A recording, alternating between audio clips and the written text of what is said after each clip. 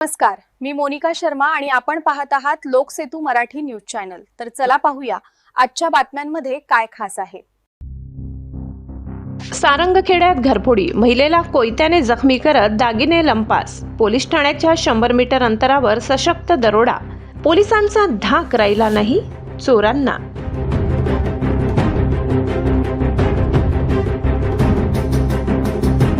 सारंगखेडा परिसरात गेल्या 2 महिन्यांपासून चोरीच्या घटना सातत्याने वाढत असून बुधवारी मध्यरात्री घडलेल्या घरफोडीच्या घटनेने नागरिकांमध्ये भीतीचे वातावरण अधिकच गडद झाले आहे। अज्ञात चोरट्यांनी घरात घुसून महिलेवर कोयत्याने हल्ला करत दागिने आणि रोकड लंपास केल्याची धक्कादायक घटना घडली आहे। मिळालेल्या माहितीनुसार पिंटू उर्फ कृष्णा नथू कोडी वय 42 व्यवसाय व्यापार यांच्या राहत्या घरात मध्यरात्रीच्या सुमारास 3 अज्ञात चोरट्यांनी प्रवेश केला। यावेळी घरातील बेडरूम मध्ये झोपलेल्या त्यांच्या पत्नी भारती कोडी वय 37 यांच्यावर चोरट्यांनी कोयत्याने हल्ला केला। या हल्ल्यात त्यांच्या डाव्या हाताला दुखापत झाली असून त्यांना तातडीने उपचारासाठी दाखल करण्यात आले।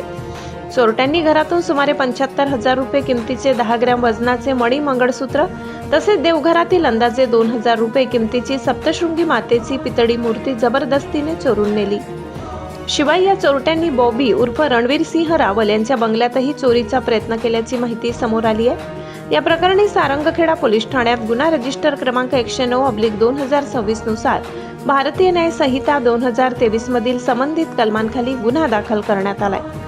पुढील तपास पोलीस उपनिरीक्षक किरण बारे करत आहेत। दरम्यान परिसरात वारंवार घडणाऱ्या चोरीच्या घटनांमुळे ग्रामस्थांमध्ये भीतीचे वातावरण निर्माण झाले असून पोलिसांनी तातडीने तपास करून चोरट्यांचा बंदोबस्त करावा अशी जोरदार मागणी नागरिकांकडून होत आहे।